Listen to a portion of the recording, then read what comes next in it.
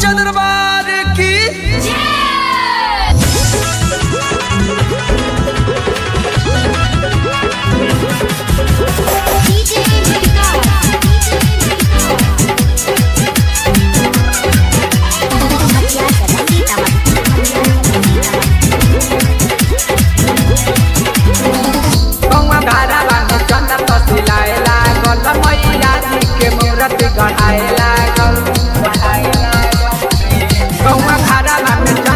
सिलाए लागल मैया जी के मूर्ति गढ़ाए लागल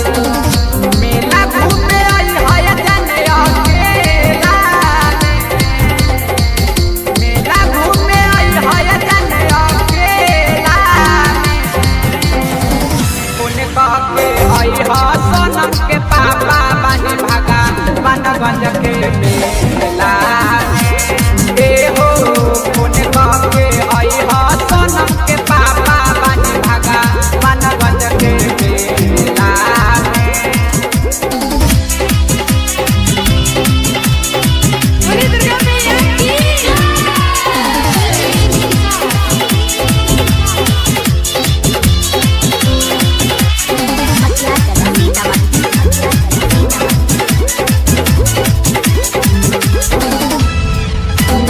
बबुआ के ले आई हा भीड़ लागल बाटे जाम हो पूजा करे खातिर सभे भगतन लागल बाटे लाइन हो लागल बाटे लाइन हो बबुआ के ले आई हा भीड़ लागल बाटे जाम हो पूजा करे खातिर सभे भगतन लागल बाटे लाइन हो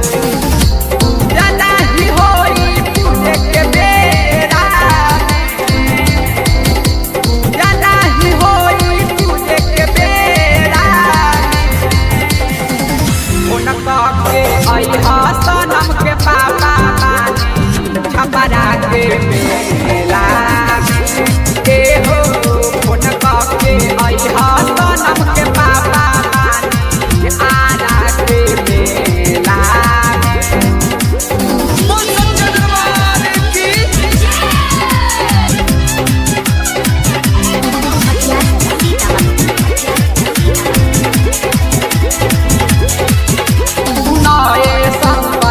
लाल मोबाइल रखी महल अपने पास मौका मिलते फोन करी बानी कोन नरे के पास कोन नरे के पास नए सुके सजी शंभू मोबाइल रखी अपने पास मौका मिलते फोन करी बानी कोन नरे के पास ले ले हथुनरी बानी हम लेके आई हथुनरी बानी हम मेला फोन के आई सोनम के पापा बानी भागा बनगंज के मेला ए हो फोन के आई सोनम के पापा बानी जा खाना वाला के मेला गौवा घरा बन जन्नत सिलाए लागल दुर्गा मैया के मूर्ति गढ़ाए लागल गौवा घरा में चंदन सिलाए लागल